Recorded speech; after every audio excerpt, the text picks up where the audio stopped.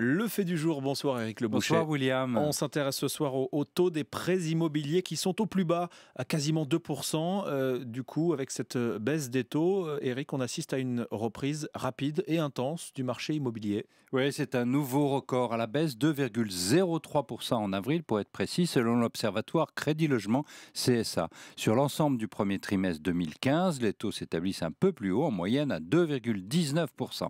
Alors les banques font des crédits pas chers, en conséquence les acquéreurs de logements se précipitent. Le volume des crédits a gagné 10% au premier trimestre 2015. On observe le retour même des primo-accédants sur le marché immobilier, pénalisés de 2011 à 2013 après la crise. Ces jeunes ménages bénéficient de l'amplification des dispositifs de soutien public, mais aussi de l'allongement des prêts. La durée moyenne de ces prêts, qui tendait à se réduire depuis 4 ans, s'est allongée de 8 mois pour atteindre 19 ans en moyenne au premier trimestre de l'année.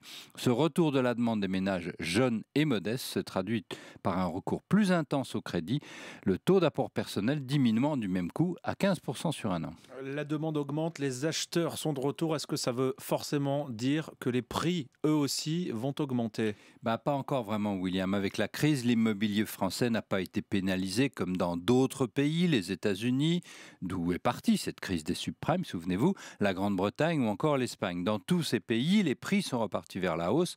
En France, depuis la fin 2013, le recul a été de 9,5% quand même, autant sur le marché du neuf que celui de l'ancien, selon l'Observatoire Crédit Logement.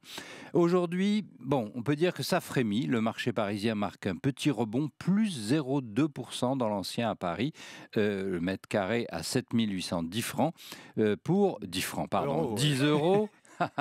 Dans l'immobilier, c'est toujours le long terme qui compte. Mais il faut rester donc prudent dans le long terme. Les tendances baissières dominent encore et la baisse des taux n'est sans doute que provisoire. Et pourquoi cette baisse provisoire ? D'abord parce que l'économie française n'est pas encore sortie de la crise. D'abord parce que les conditions de marché du logement restent pénalisantes. Beaucoup des changements apportés par le gouvernement pour supprimer tous les dispositifs pénalisants de la loi Duflot n'ont pas suffi. Enfin parce que les banques profitent du taux très bas de la Banque centrale européenne. Elles ont accès à tout l'argent qu'ils veulent pour pratiquement rien, mais les prêts immobiliers ne leur apportent du coup presque aucun argent, aucun profit.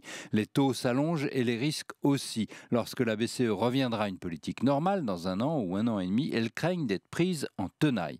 Tous ces facteurs vont s'ajouter à ce que les prix, sauf dans des lieux exceptionnels, ne devraient pas repartir franchement.